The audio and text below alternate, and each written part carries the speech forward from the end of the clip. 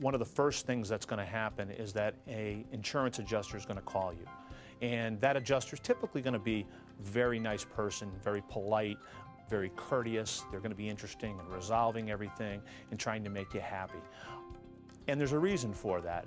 The reason is that they really don't want you to hire an attorney. They don't want you to get advice.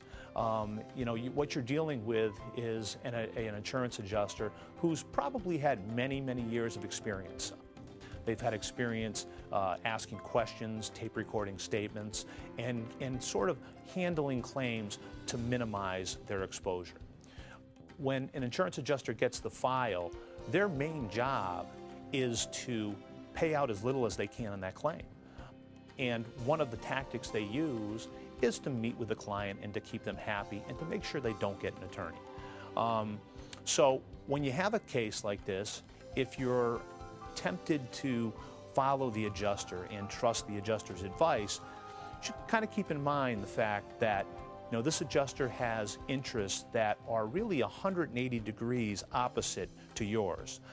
They're trying to minimize their exposures, they're trying to pay out as little as they can on the claim, and they're really not interested in preserving your rights or doing the things that you have to do to preserve your rights.